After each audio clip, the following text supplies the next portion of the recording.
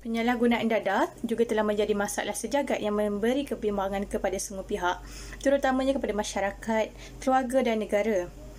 Majoriti golongan yang terlibat adalah golongan belia. Kajian ini juga membincangkan tentang permasalahan dadah di Malaysia dengan menilai beberapa data statistik seperti jenis dadah, umur, negeri dan jantina. Melalui kajian ini, ia dapat mengenal pasti jenis, faktor dan kesan dalam penyalahgunaan dadah di kalangan belia. Kajian ini juga menggunakan pendekatan kualitatif bagi mengumpulkan maklumat dan data. Oleh itu, pelbagai usaha telah diambil bagi mengatasi masalah yang semakin berlanjutan serta dapat membantu meningkatkan kefungsian hidup individu bekas penagih dadah. Statistik penggunaan dadah saban hari semakin meningkat dan membimbangkan. Seperti sedia maklum, penggunaan dadah merupakan musuh negara yang mampu memberi impak negatif dalam kalangan masyarakat, bangsa dan agama. Rentetan daripada itu, jumlah penagih dadah yang paling tinggi direkodkan adalah di peringkat golongan belia. Menurut Institut Penyelidikan Pembangunan Belia Malaysia, takrifan bagi umur seseorang belia adalah tertakluk kepada 4 peringkat, iaitu belia awal, belia pertengahan, belia akhir dan belia dewasa. Dari segi istilah etimologi, dadah membawa maksud sejenis bahan kimia yang psikoaktif yang digunakan secara terlarang dan bukan bertujuan sebagai penggunaan dalam perubatan. Manakala, dari istilah Arab pula, ia dikenali sebagai al-muqadarat yang diperoleh daripada perkataan muqadarah. Muqadarah ini telah membawa maksud sesuatu benda yang boleh membawa kepada hilang kewarasan berfikir.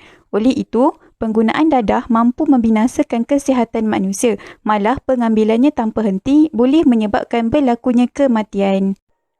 Seterusnya, kita beralih pula kepada kaedah kajian. Metodologi utama yang digunakan dalam kajian ini untuk mengumpulkan maklumat dan data adalah dengan menggunakan kaedah kualitatif. Melalui kaedah ini, kami mendapatkan bahan-bahan dari sumber rujukan daripada internet yang sedia ada seperti bahan bacaan ilmiah, artikel, jurnal, tesis dan sebagainya. Selain itu, kami juga mendapatkan data-data statistik berkaitan dengan penyalahgunaan dadah daripada sumber Agensi Anti Dadah Kebangsaan ataupun AADK. Data yang kami gunakan dari portal ini ialah bermula daripada tahun 2014 sehingga tahun 2019. Melalui pencarian sumber maklumat daripada internet ini, kami juga dapat memperkukuhkan lagi data dan dapatan kajian kami.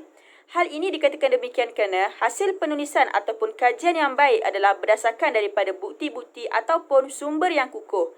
Berdasarkan maklumat dan data yang diperolehi daripada sumber internet ini, kami dapat melengkapkan keseluruhan kajian kami. Berdasarkan hasil dapatan kajian daripada kumpulan kami, jenis dadah metafetamin ataupun syabu telah mencatatkan jumlah yang tertinggi diambil oleh golongan belia di Malaysia. Terdapat 4,117 kes pada tahun 2014 dan meningkat menjadi 13,768 kes pada tahun 2019. Statistik penggunaan dadah mengikut jantina telah dimonopoli oleh golongan lelaki iaitu sebanyak 20,878 orang pada tahun 2014 dan jumlah ini meningkat kepada 26,396 orang pada tahun 2016 dan mengalami penurunan kepada 19,179 orang pada tahun 2019.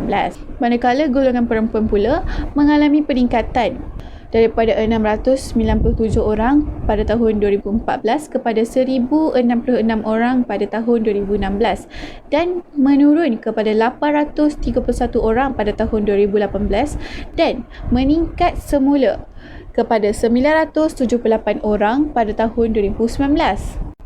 Penyebab utama kes penagihan dadah berlaku dalam kalangan belia adalah disebabkan oleh pengaruh kawan di mana pada tahun 2019 mencatatkan seramai 10,260 orang terlibat dengan dadah. Hal ini kerana rakan merupakan orang yang terdekat selepas ahli keluarga.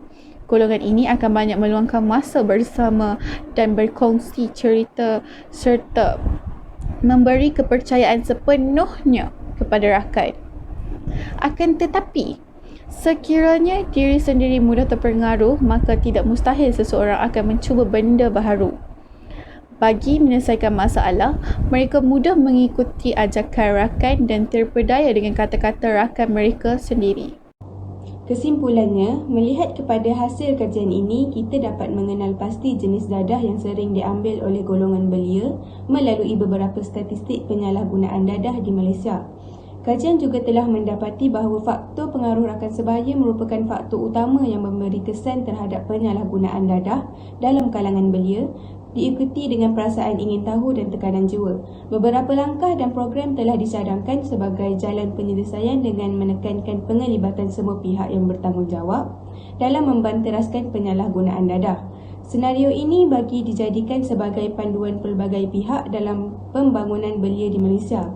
Usaha-usaha yang dilakukan ini secara tidak langsung dapat membantu memulihkan golongan penagih dadah di Malaysia.